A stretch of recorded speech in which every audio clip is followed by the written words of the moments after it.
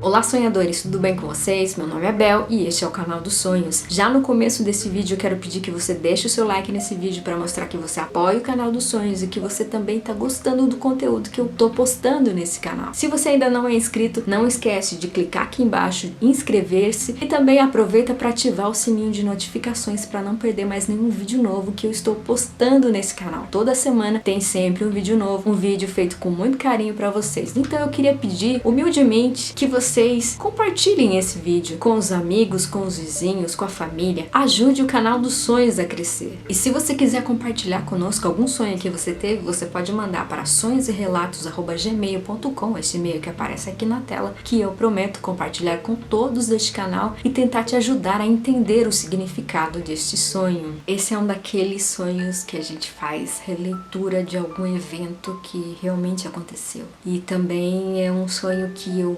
mesclo memórias de infância. Nesse sonho, eu estava com a minha mãe na casa da minha tia e estávamos na sala e minha tia chorava enquanto ela conversava com a minha mãe, explicando alguma coisa. E conforme elas falavam, eu ia olhando em volta e aí eu percebia que eram as mesmas janelas cinzas, as mesmas portas. Havia um taquinho de madeira no chão, as paredes eram brancas e na sala havia uma grande estante de madeira cheia de coisas, cheia de bibelôs, de lembrancinhas que as pessoas traziam para minha tia ou que ela comprava nas cidades que ela visitava, nos lugares que ela passava. Haviam moedas antigas, haviam cristais coloridos e pedras diferentes, haviam brinquedos antigos. E também haviam vidros cheios de álcool com cobre dentro.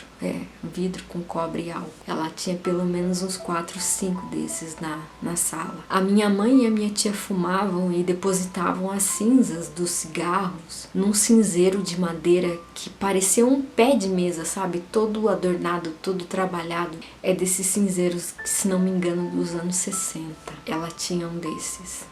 E eu continuei a olhar ao redor da sala. Eu vi que eram os mesmos porta-retratos lá do meu tio, quando estava no serviço militar, vestido lá fardado. As crianças pequenas nos porta-retratos, ela mais jovem. Eram os mesmos porta-retratos da minha tia.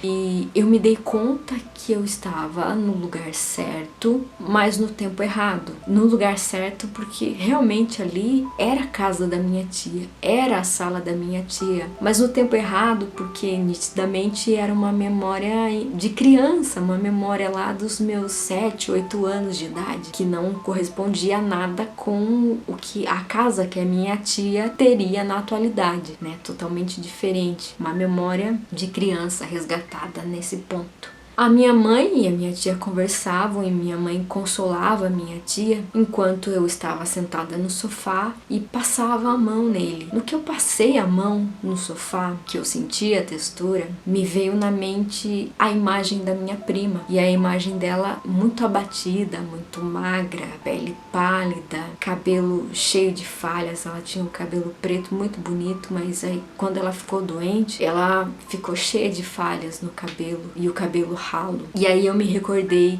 que ela havia falecido e me veio um sentimento muito ruim, mas muito ruim mesmo, sabe? De tristeza, de agonia, de angústia. E nisso o sonho deu assim um salto, um grande salto, e eu fui transportada para um lugar muito distante, muito diferente. E eu passava por muitas estradas bonitas que não pareciam ser no Brasil. A paisagem também era bem diferente, era diferente daquilo que a gente costuma ver, pelo menos do meu conhecimento de Brasil. E enquanto eu percorria as estradas, os viadutos se cruzando, eu lembro que fazia um dia quente de verão e por esse dia quente eu tomei base que não era no Brasil, porque os dias quentes de verão no Brasil não eram iguais, porque fazia um dia agradável, respirável. Os verões brasileiros são muito quentes, né? Muito abafado no clima tropical. E eu lembro de não percorrer essas estradas nem de carro, nem de moto, nem de ônibus, nem de bicicleta, completa. Eu lembro que era como se eu pudesse viajar por esses lugares, por essas estradas, pensando nesse lugar, tendo alguma lembrança, me teletransportando assim. Então eu cheguei a um lugar que parecia ser uma casa de campo, mas que ao mesmo tempo era próximo de uma cidade grande e de um lugar que parecia ser a Alemanha. Não sei porque eu nunca fui para a Alemanha, mas para mim aquilo era alemão. Aquele território era alemão. E eu encontrei a minha prima nessa casa, que estava bem diferente, mas bem diferente daquela lembrança ruim que eu tinha, da última lembrança que eu tive dela. Ela estava com um aspecto muito mais saudável, ela estava com o cabelo pelos ombros e um cabelo castanho claro. Bem diferente do que ela tinha um cabelo preto. E o rosto dela também tava com um formato diferente. Eu só a reconheci mesmo quando eu olhei nos olhos, porque eram os mesmos olhos, eram o mesmo olhar, sabe? Eu entendi naquela hora que na realidade ela não tinha morrido, tava viva. Ela estava viva, vivendo em um outro lugar. E quando ela veio falar comigo, eu meio que esperava ouvir o que ela ia dizer, sabe? Eu meio que já sabia o que ela ia dizer. E ela disse, não me procure mais. Que ali onde ela estava bem, que ela estava segura, que ela estava feliz. E que por mais difícil que fosse para ela, e eu sabia o quanto isso era difícil, e eu sabia muito bem o motivo pelo qual ela estava ali, se escondendo, fugindo, e que não era justo que ela fosse condenada a viver daquela forma, sabe? Que ela fosse condenada a viver no sofrimento, que ela não suportava mais viver daquele jeito. E que alguém tinha que quebrar aquele ciclo. E que ela tinha que quebrar aquele ciclo. Que tudo que havia acontecido com ela e com as pessoas que eu sabia era a morte, mataria qualquer pessoa por dentro. E ela tinha arranjado essa maneira, ela tinha arrumado essa maneira de se libertar e de recomeçar a vida, que ela merecia isso. E conforme ela falava, as verdades iam se revelando na minha cabeça. E era como se eu pudesse, de novo, compartilhar da mesma consciência que ela.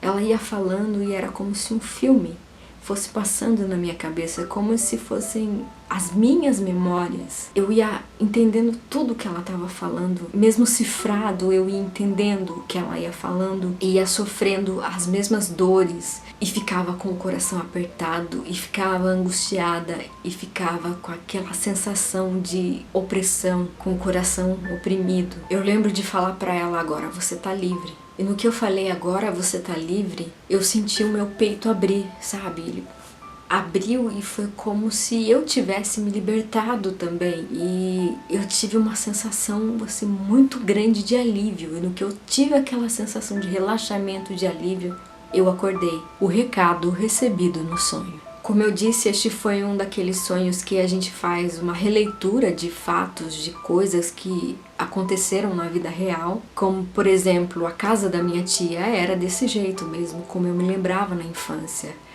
E o falecimento também da minha prima aconteceu. O motivo eu nunca soube, eu sempre fiz muitas suposições do que poderia ter acontecido a ela, mas eu nunca tive certeza. E eu entendo que o recado que este sonho traz é um recado muito claro da minha prima, que ela mesma diz para não procurar mais por ela, porque ela está segura agora. Ela está em paz, ela está liberta, por mais difícil que seja para mim aceitar. Eu sabia muito bem o motivo, sabe? Esse foi um sonho um tanto bom, porque eu tive aquela sensação de alívio e ao mesmo tempo que me deixou com muitas perguntas, mas me trouxe também o recado. Para de procurar, para de ficar tentando achar motivos, você já sabe o motivo. Foi um daqueles sonhos que eu fiquei dias pensando e tentando digerir. Foi um sonho pesado e ao mesmo tempo libertador. Sonhadores, eu quero saber de vocês, se vocês costumam sonhar com esse tipo de coisa, de fazer releituras de eventos que realmente aconteceram e de colocar eventos dentro desse evento que aconteceu. Compartilhe aqui comigo, deixa aqui nos comentários para eu saber. Gente, eu vou ficando por aqui. Um abraço, um beijo, um queijo, muito obrigada e até o próximo vídeo.